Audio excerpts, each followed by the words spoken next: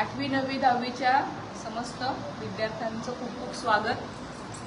Inner Wheel club of मुलुंडच्या माझ्या खूप जुन्या स्नेही सगळ्या इथे सिनियर डॉक्टर लालका, श्यामला माझी मैत्रीण, मालदेजी, अपर्णा माझी मैत्रीण, अशा सगळ्यांच्या उपस्थितीत दोडे विद्यालयातील शिक्षिका, प्राचार्या,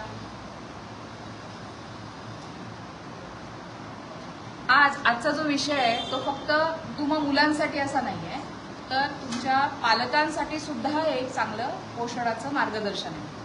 कारण अन्न आपल्याला घरातून मिळतं ना, आई, मावशी, आत्या, काकी सगळ्या आपल्याला अन्न पुरवणाऱ्या अन्नदात्र्या किंवा अन्नपूर्णा आहेत. अन्नाची आज जी अवस्था झालेली आहे, अवस्थाच बोलेल मी, कारण पूर्वी कसं होतं, अन्न बनवायचं, अन्न शिजवायचं म्हणजे फार कष्ट असत, पिकवायला पण खूप कष्ट लागत.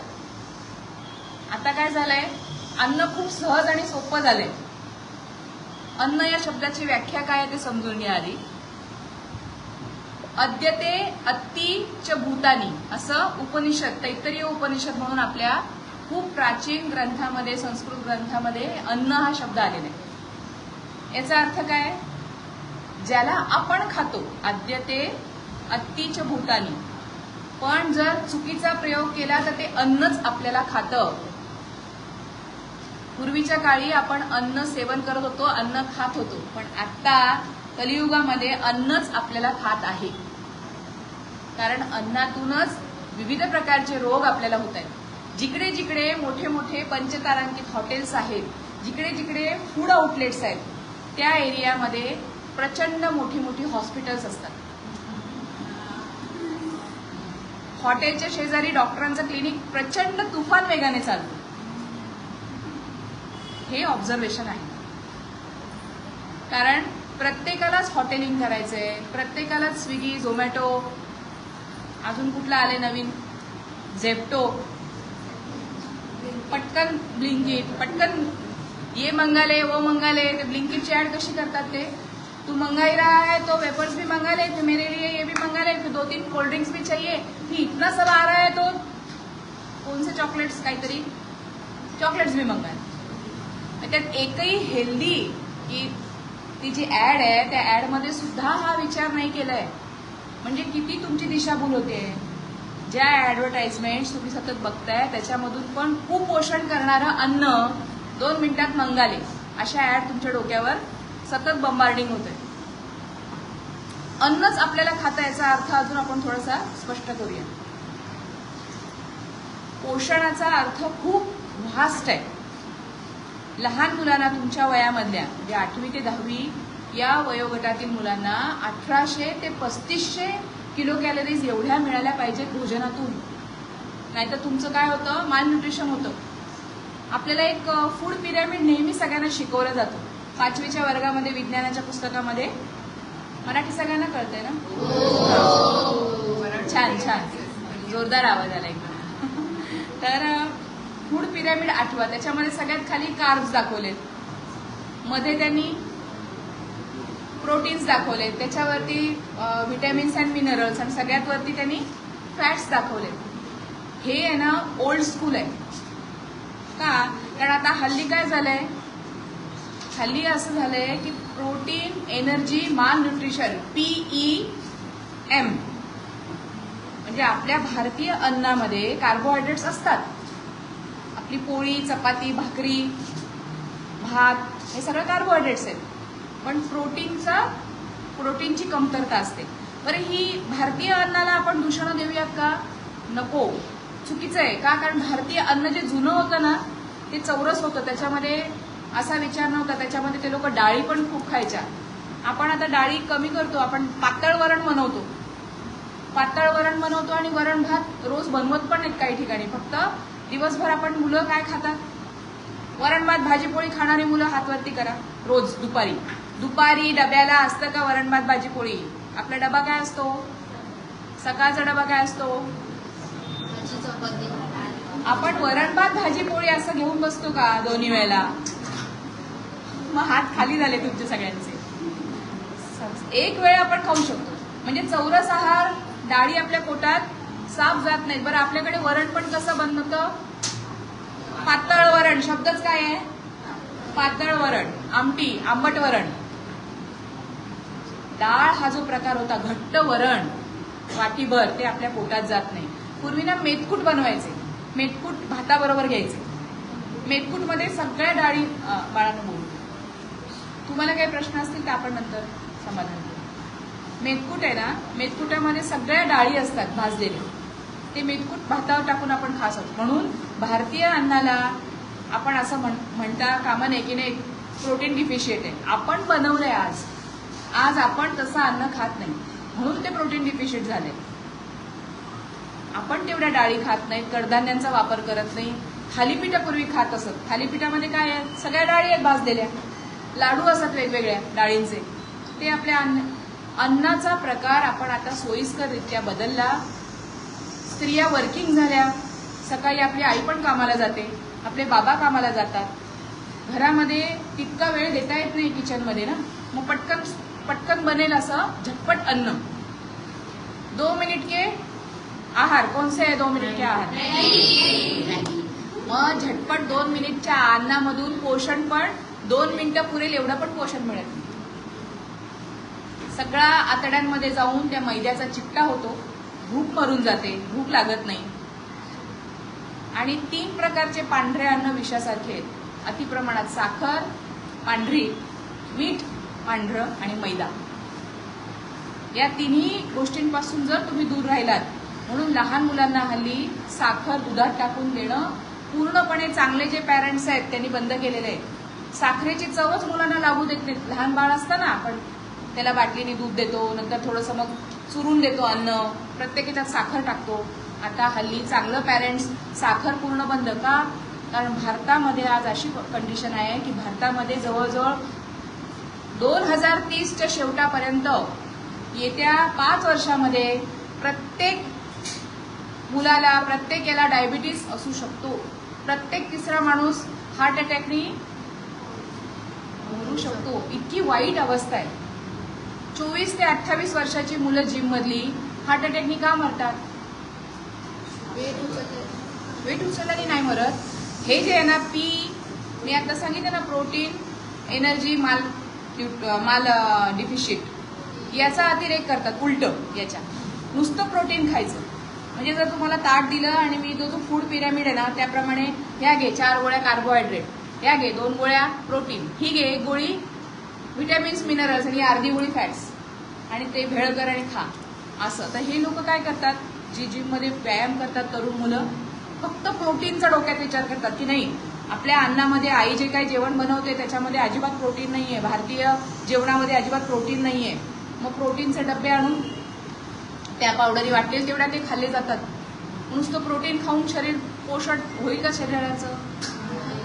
आपला जो मेंदू आहे, आपले जे ऑर्गन आहेत सगळे, किडनी, लिव्हर, सगळ्यांना वेगवेगळ्या गोष्टी हव्या आहेत ना. हाडांना वेगळ्या गोष्टी हव्या आहेत, स्नायूंना वेगळ्या हव्या आहेत. फक्त स्नायूंचा विचार करून चालेल का? नाही चालणार. संपूर्ण शरीराचा विचार करायला पाहिजे. बरं, आता ह्याचं जेवढं पोटाचा आकार आहे तेवढा त्याच्या पोटाचा आकार आहे का स्टमकचा? नाहीये ना. म्हणजे जर मी याला सांगितलं की नाही तू 4 पोळ्या खा आता, नाही जमणार. आणि त्याला मी अर्ध्या पोळीवर ठेवलं. प्रत्येकाचं शरीर वेगवेगळं आहे, बरोबर ना. प्रत्येकाचं शरीर वेगवेगळं आहे, प्रत्येकाची गरज वेगवेगळी आहे. आता हिच्याकडे समजा रक्त कमी असेल शरीरामध्ये आणि हिला रक्तवाढीचा अन्नामधून कुठलाच घटक मी रक्तवाढीचा देत नाही. नुसतं भाजी म्हणजे बीट देत नाहीये, काळे खजूर देत नाहीये, मनुका देत नाहीये, लाल माठ देत नाही, हिरव्या भाज्या देत नाही. हे सगळं काय आहे? गाजर, हिरव्या भाज्या, बीट, काळे खजूर, हे सगळं काय देणार हिला? रक्त वाढवणार शरीरात. आता जिच्या शरीरामध्ये रक्त कमी आहे तिला मी रक्त वाढवायचं काहीच देत नाही, बाकीचं सगळं देते. मग ती स्वस्थ बनेल का? मुलगी तयार होईल का? पोषणाचा अर्थ समजून घ्या. पोषणामध्ये सगळ्या गोष्टींचा विचार करावा लागतो. तुम्ही दिवसभर काय काय खाता आणि तुमच्या शरीरामध्ये काय कमतरता आहे याचा विचार करून जेव्हा तुमचं अन्न तुम्ही खाता तेव्हा तुम्ही स्वस्थ व्यक्ती बनता. स्वस्थ व्यक्तीची व्याख्या काय? खूप बॉडी बिल्डर म्हणजे स्वस्थ व्यक्ती असतो का? हे चुकीचं झालंय. हे फॉरेन कंट्रीजमध्ये पाश्चात्यांनी फक्त शरीराचा विचार करतात. ते 0 फिगर स्त्रियांची पाहिजे आणि बॉडी बिल्डर मुलगा पाहिजे. दोन्ही पण चुकीचं आहे. 0 फिगर करण्याच्या नादात मोठ्या मोठ्या अभिनेत्रींना टीबी झाला, कॅन्सर झाला. आणि बॉडी बिल्डिंगच्या नादामध्ये 28 ते 30 वर्षाची मुलं हार्ट अटॅकने मरत आहेत. मग हे चुकीचं आहे ना. अन्न असा पाहिजे स्वस्थ व्यक्ती तो की जो आयुष्य 100 पर्यंत जगेल, ज्याचं आयुष्य दीर्घ असेल आणि निरोगी असेल. प्रचंड औषधं खातोय आणि जगतोय कसा बसा, म्हणजे त्याला काही कळत नाहीये. एका बेडवर एक माणूस झोपलेला आहे, त्याला लाईफ सपोर्टवर ठेवलेलं आहे, औषधांवर त्याचा हार्ट चालू आहे. याला पण हे असं दीर्घ आयुष्य आपल्याला कोणालाही नकोय. सगळ्या पंचज्ञानेंद्रिय, ऐकू येणे, चव घेणे, श्वास घेणे, सगळ्या सेन्सेस तुमच्या जेव्हा प्रखर आहेत, असं जिथपर्यंत तुमचं आयुष्य आहे तेच आयुष्य सगळ्यात चांगलं आहे. नाही तर 4 माणसं तुम्हाला उचलतायत, बसवतायत, चालवतायत. जसा कुत्रा सांभाळायला लागतो ना, एक कुत्र्याला पट्टा लावून कुत्रा सांभाळायला एक माणूस असतो ना, तसं जर आपल्याला व्हायचं आहे का? म्हणजे आपल्या गळ्यात पट्टा टाकून तो माणूस आपल्याला सांभाळणार म्हातारपणी नाही. तर आत्तापासून आपण काय अन्न खातो, ते किती पौष्टिक अन्न आहे याचा विचार करायला हवा. आता थोडक्यात आपण कुठले पदार्थ लहान मुलांनी खाणं खूप गरजेचं ते बघू. आपल्याला लहानपणी लहान लहान तुमच्या आजूबाजूची पण तुमच्या शाळेतली पण काही मुलं माहिती असतील की जी खडू खातात, पेन्सिली खातात, माती खातात, कॉन्क्रीट उकरून कॉन्क्रीट खातात. असे अनेक वाईट सवयी मुलांना, लहान मुलं म्हणजे मुलं मुली दोन्ही, मुलं म्हणजे मुलं नाही, मुलांनाच टार्गेट नाही केले. तर लहानपणी अशा ज्या सवयी असतात त्या सवयी का असतात? पेन्सिल खाणं, कॅल्शियमची कमतरता होते ना शरीरात, म्हणून त्या इच्छा होत आहेत तशा. मग त्या योग्य वेळेला एक जंताचं औषध देऊन, आता आधी खाल्ली आहे ना माती भरपूर, पोटात जंत झालेले असणार, मग एक डोस जंताचा देऊन नंतर तसंच जर मी कॅल्शियम देत राहिले तर त्याचाही काही उपयोग होणार नाही. जंत स्ट्रॉंग होतील का? जर मी असंच पोषण देत राहिले तर तिला मिळेल का त्या व्यक्तीला? तर आधी तिचे जंत जे काही असतील पोटामध्ये ते पाडून तिला नंतर जी कमतरता आहे ती कमतरता पूर्ण करणं. अन्नात कुठले कुठले घटक आहेत की जे खाल्ल्यावर हाडं स्ट्रॉंग होतात? दूध आहे, बरोबर, दूध आहे. दूध हे सगळ्यात चांगलं आहे. अंडी आहेत, मांसाहार आहे, आणि याच्यामध्ये शाकाहारीमध्ये पनीर खाणं, पनीरमधून पण तुम्हाला चांगलं कॅल्शियम, उत्तम कॅल्शियम पनीरमधून मिळतं. आपला डिंक असतो ना, डिंकाचे लाडू करतात ना, डिंक आणि ड्रायफ्रुट्स, त्याच्यामधून पण कॅल्शियम, उत्तम कॅल्शियम तुम्हाला मिळतं. जे नट्स असतात, आणि समजा एवढं महागडं सगळं आपल्याला नाही करायचं आणि आपल्याला सिंपल सोपं काहीतरी हवं आहे की जे मला पटकन मिळतं आणि माझं कॅल्शियम चांगलं होतं. 100 ग्रॅम तीळ,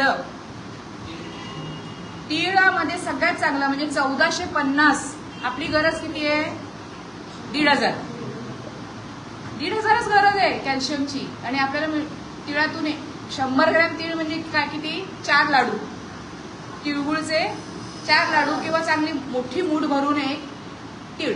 एवढे तीळ जर तुम्ही, तीळ आपण सहज खाऊ शकतो भाजून, लाडूच खायला पाहिजे असं नाही. तीळ थोडेसे भाजून ठेवले आणि खाल्ले तरी पण ते पचायला सोपे आहे. तीळ ज्यांना चांगली भूक आहे, तरुण मुलांना ज्यांना गरज आहे, आता तुम्ही तीळ खा रेग्युलर.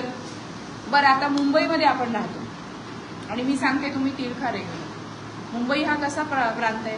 आपल्याकडे थंडी नसतेच, कायम वर्षभर गरमच होत असतं आणि घामाच्या धारा लागलेल्या असतात ना. तीळ उष्ण आहेत. आता एखाद्याला पिंपल आले तिकडे, माझे मला तरी खूप पिंपल आले, सगळेजण बघू नका. एखाद्याला खूप पिंपल आहे आणि त्याला मी सांगते तुम्ही तीळ खा, काय होईल? पिकतील ते पिंपल, अजून पिंपल वाढतील त्याचे. त्याला उष्ण आहार कसा चालेल? हा जो विचार आहे ना, हा फक्त भारतीय परंपरेमध्ये, खाद्य परंपरेमध्येच केलेला आहे. बाकी कुठेही हा विचार कोणी करत नाही की हे गरम पडू शकतात, उष्ण असू शकतात. मग अशा लोकांना तीळ नाही खायचे. म्हणजे मी एखादं सांगितलं तीळ खा, मग सगळ्यांनी तीळ खायचे असं नाही. म्हणून कुठलीही गोष्ट विचारायची अगोदर आपल्याला, ही म्हणून सल्ले घ्यायचे असतात. डॉक्टरांचा सल्ला घेणं, पालकांचा घेणं, किंवा तुमच्या शाळेमध्ये आहाराचं कोण बघतं त्यांचा सल्ला घेणं, किंवा त्यांच्या कानावर घालणं की मी असा डाएटमध्ये बदल करू का, किंवा मला काय पोषण आता हवंय. आणि ही इनरव्हीलनी सुरू केलेली ही जी योजना आहे ही याचसाठी आहे. मी फक्त इथे लेक्चर द्यायला आली आहे का? नाही, खरंच मी फक्त लेक्चर द्यायला आलेली नाहीये. मी पर्सनल प्रत्येकाशी कॉन्टॅक्ट करायला आलेली आहे की बाई ग तुला काय त्रास आहे, तुझ्यामध्ये काय कमतरता आहे, आणि तुझ्या शेड्यूलमध्ये तू काय खाऊ शकतेस. मी तुला सांगितलं की नाही 10 बदाम रोज भिजून खा, जमणार आहे का, किंवा ते पचणार आहेत का, तिला हे पचणार आहेत का 10 बदाम रोज जर दिले तर.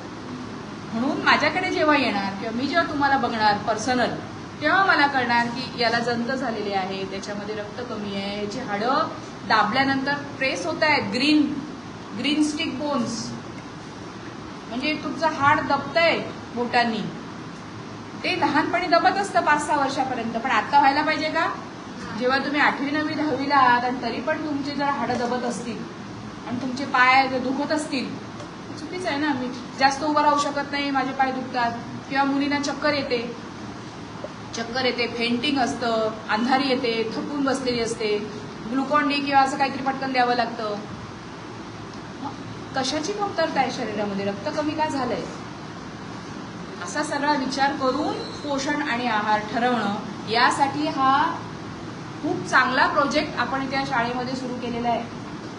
की फक्त लेक्चर नाहीये, तुमचं पर्सनल तुमचं गायडन्स आहे याच्यामध्ये, तुमची काय कमतरता आहे, तुमच्या तपासण्या आहेत, आरोग्य तपासण्या आहेत, हे सगळं याच्यामध्ये आपण इन्क्लूड करणार आहोत. आज आपण या विषयाची एक तोंड ओळख करून दिलेली. यातून तुम्हा मुलांना बोलतं करणं, तुम्हाला एक टॉपिक देणं की नाही. आता तिळाबद्दल मी एवढी माहिती सांगितली, तिळाबद्दलची माहिती पुढच्या माझ्या सेशनला सगळ्यांनी तिळाबद्दलची माहिती बघायची, म्हणजे तुम्हाला आणि आईला, बाबांना, घरातल्या मोठ्यांना तिळाबद्दलची माहिती द्यायची की तीळ तेवढे महाग नाहीयेत. आपण जर अर्धा किलो बदाम, काजू, पिस्ता हे जर घ्यायला गेलो, आणि आईबाबांना काय वाटतं की मला लहानपणी मिळालं नाही खायला, माझी खूप गरिबी होती, पण माझ्या मुलाला मिळू देत किंवा माझ्या मुलीला चांगलं मिळू देत, म्हणून ते धडपडून कसं तरी मग बदाम आणणार, मग 2-2 तुम्हाला देणार, मग झोडपणार तुम्हाला खाल्लं नाही तर, की मी एवढे कष्ट करून तुझ्यासाठी आणते आणि तू खात पण नाहीस. मग अशा वेळेला तिळासारखा पदार्थ की जो सहज विकत घेता येतो, बिगर पॉलिशचे घ्यायचे, नाही, पॉलिशचं फूड कुठलंच खायचं नाही बिगर पॉलिश. मग त्याचे वेगवेगळे प्रकार करा. एखादी आई म्हणेल की नाही मला चटणी चांगली बनवता येते, मी तुला चटणी देईन तिळाची. एखादी म्हणेन चिक्की करता येते, एखादी म्हणेन लाडू करता येतं, अजूनही काही प्रकार असतील मला एवढीच माहिती आहे. तर असं वेगवेगळ्या प्रकार येऊ शकतात. तर त्याच्यावर काम करा की तिळाचे कुठले प्रकार बनवता येऊ शकतात, तिळामध्ये काय कॅलरीज, किती न्यूट्रिएंट्स आहेत. न्यूट्रिएंट्स विषय आहे ना आपला आज. तसा एक प्रोजेक्ट छोटा तुम्ही करत जा, जेणेकरून तुम्ही जेव्हा मोठे व्हाल, तुम्ही जेव्हा पालक व्हाल, आई होणार, मोठं झाल्यानंतर घर चालवणार, जॉब करणार, सगळं करणार, तेव्हा तुला माहिती असणार की तुझ्या बाबत चूक झाली, नाही मिळालं पोषण, पण निदान पुढच्या पिढीला या चुका रिपेअर होतील, कारण तुम्ही सुज्ञ व्हाल. ही धडपड काय आहे तुमच्यापर्यंत पोहोचण्याची? आमची ही धडपड काय आहे की काही चुका तुमच्या बाबतीत झाल्या असतील, पण निदान तुम्ही मोठे झाल्यानंतर या चुका तुमच्या पुढच्या पिढीच्या बाबतीत करणार नाही. अन्न फक्त महाग असलं म्हणजेच पोषणयुक्त असतं, चूक. सोपं साधं जे अन्न आहे त्याच्यातून सुद्धा पोषण आपल्याला शोधता आलं पाहिजे. आणि आपला भारतीय आहार जो आहे तो सोपा साधा आहे. गणपतीला आपण काय नैवेद्य देतो? मोदक. हा, पण आता काय फॅशन झाली आहे, ज्यांच्या घरी गणपती आहे त्यांच्याकडे माव्याचे, मोदकाचे आकार, पेड्याचे करून मग ते पाकिटं घेऊन जायची. हा आहार होता का आपला बापाचा? कधीच नव्हता. हा आहार, माव्याचे मोदक हा आहार देवाचा कधीच नव्हता. हळदीच्या पानामध्ये गुंडाळून केलेले तांदळाच्या याचे खोबरं आणि गुळ भरलेले मोदक कोकणाकडे, आणि तिकडे देशावर कुठले? गव्हाच्या पिठामध्ये रवा, सुकं खोबरं, हे सगळं भरून असं ते तळले जातात पिठाचे. म्हणजे हे दोन्ही प्रकारचे मोदक हे पौष्टिक आहेत. फक्त उकडीचेच मोदक पौष्टिक आहेत असं नाही. तर ते घाटावर बनवणारे मोदक पण त्याच्यामध्ये काय आहे, रवा असतो, गूळ असतं, खोबरं असतं. खोबरं कॉमन आहे ना सगळीकडे. तिकडे सुकं खोबरं, कारण तिकडे नारळाची झाडं नाहीत ना. इकडे नारळाची झाड आहेत कोकणात, म्हणून इकडे ओला नारळ. नारळ हा प्रकार पोटात जावा मुलांच्या म्हणून. आणि बाप्पा कधी आपला गणपती बाप्पा बारकुडा दिसतो का? कुठल्याही मूर्तिकार गणपती बाप्पाचा मूर्ती बनवताना असा माल न्यूट्रिटेड गणपती बनवतो का? खुश सुदृढ बालक, एकदम सुदृढ बालक दाखवतो. बरोबर ना. म्हणजे त्याचा जो मोदक आहे तो जर पुरुष व्यक्तीला दिला तर तो व्यक्ती सुद्धा गुटगुटीत होऊ शकतो. म्हणून या गणपतीला माव्याचे मोदक न्यायचे नाही. नमस्कार करायला जाल तेव्हा फळं न्या, फळं न्या, एक नारळ न्या, केळी न्या, फळं न्या. मोठेपण आहे का याच्यामध्ये? मी फार महागड्या दुकानातून पेड्याचं पाकिट आणलं ते. अरे त्या घरातल्या सगळ्या मुलांना तू आजारी पाडणार आहेस हे असे गिफ्ट्स देऊन आणि असे गिफ्ट्स देऊन. बरोबर ना.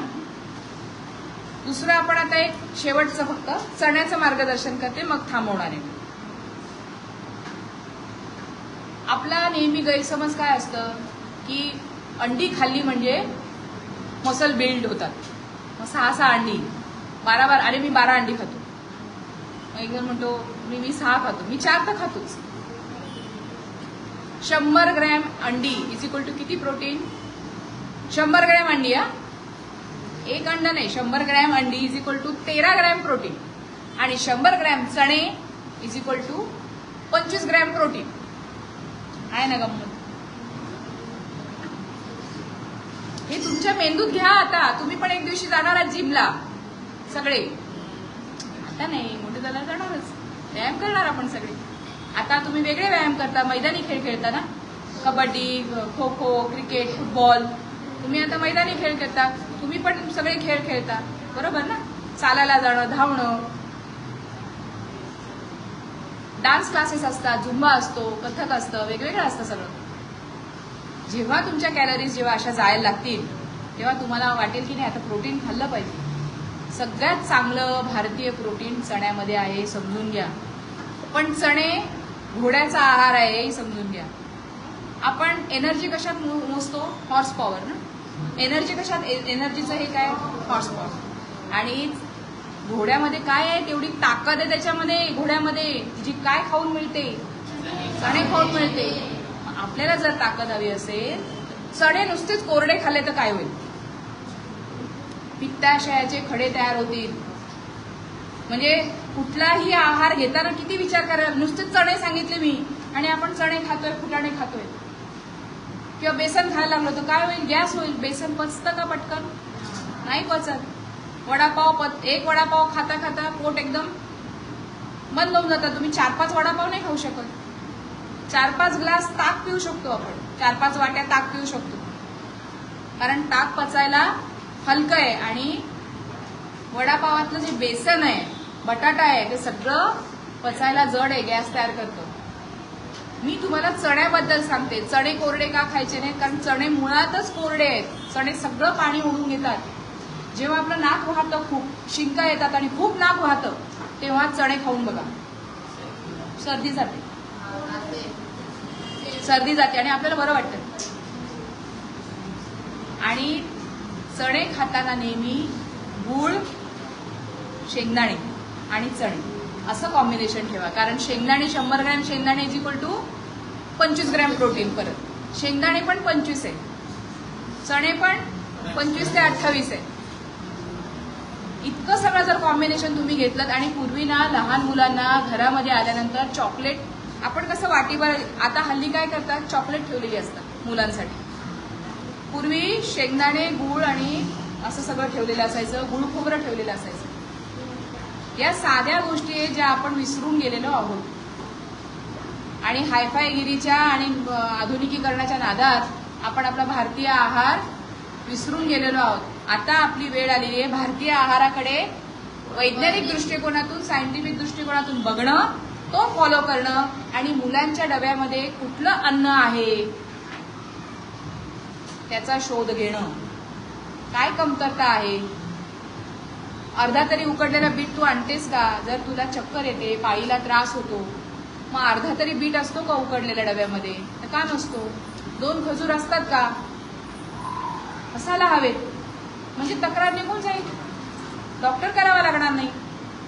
अन्नातूनच औषध सोपं आहे, हे नेहमी लक्षात ठेवा. कारण आपल्या आतड्यांना काय सवय आहे, आतड्यांना सिस्टम कशी बनवली आहे, सलायवापासून डायजेशन सुरू होतं, अन्नातून शोषून घेणे. काय शिकवलंय? अन्नातून काय हवंय ते शोषून घेणे. आपण जर डायरेक्ट द्यायला लागलो, शरीर घेणार नाही. म्हणून कॅल्शियमच्या गोळ्या खाणाऱ्यांना पण कॅल्शियम डिफिशियन्सी दिसून येते, कारण त्याचं शोषणच होत नाही शरीरामध्ये. त्या कॅल्शियमचं ते येतं आणि जातं. काय उपयोगी शरीर? अन्नातून जर दिलं तर शरीर बरोबर घेईल. थांबूया आपण या ठिकाणी. मला वाटतं वेळ किती वेळ आहे अजून? हा, मग वाइंड अप करूया आपण विषय.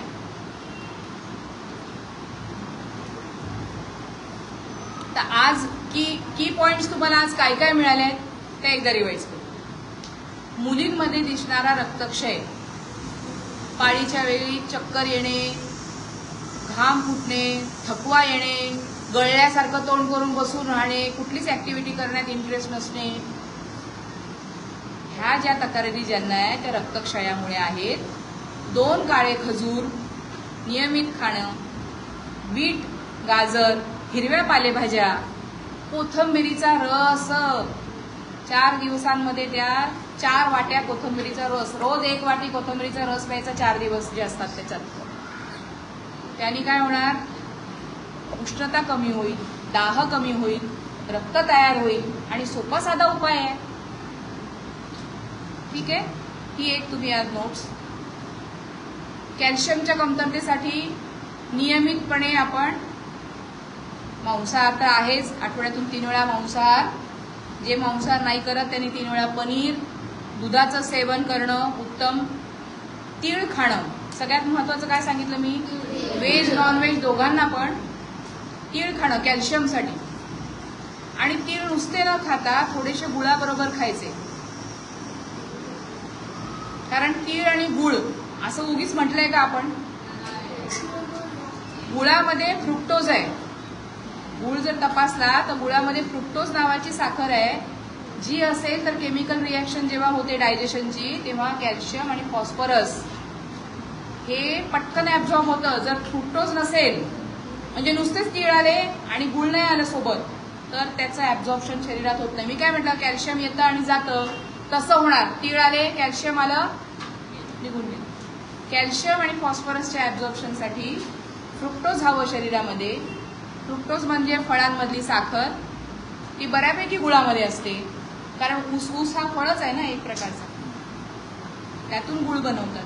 आणि गुळामध्ये मिनरल्स पण आहेत. साखर आणि गुळामध्ये फरक काय आहे? तर गुळामध्ये पण हेही समजून घ्या की कोणाला घरी डायबिटीस आहेत, असतो हल्ली डायबिटीस कॉमन आहे खूप, आणि ते सांगतात नाही आम्ही साखर सोडली आहे पण मी गुळ घेतो. ते दोन्ही पण डायबिटीसला वाईटच आहेत, कळलं? तर अशा. आणि तिळासाठी काहीतरी तुम्ही लोक मला नेक्स्ट याला माहिती सांगणार आहात. तिळाची माहिती मी विचारेल तेव्हा ती सांगणार आहात, किंवा काहीतरी मला सादर करणार आहात, एखादा छोटा प्रोजेक्ट, 1 पानाचा का असेल, असं काही फार तुमचा अभ्यास खूप आहे तुम्हाला, म्हणून मी काही तुम्हाला अजून अभ्यास लावत नाही मागे. चर्चासत्र ठेवा, चर्चा करूया, तेही चालेल. तर तुमचं सगळ्यांचा तुम्ही एवढं लक्ष देऊन, चमकणारे तुमचे डोळे माझ्यावर रोखून पाहिलेत, त्या चमकणाऱ्या डोळ्यांमधून मला जो आनंद मिळाला की मुलं आपलं ऐकतायत, इतकं चांगलं, मला काहीतरी माझं नॉलेज तुमच्यापर्यंत देता आलं, त्याबद्दल खरोखर ईश्वराचे आभार. आणि यातून सज्ञान व्हा, सुज्ञ व्हा आणि मोठे व्हा आणि फार चांगलं आयुष्यामध्ये करा. सगळ्यांना हाच आशीर्वाद. माईंचे नरविनचे पुन्हा एकदा खूप खूप आभार. तुमची रजा घेते. धन्यवाद.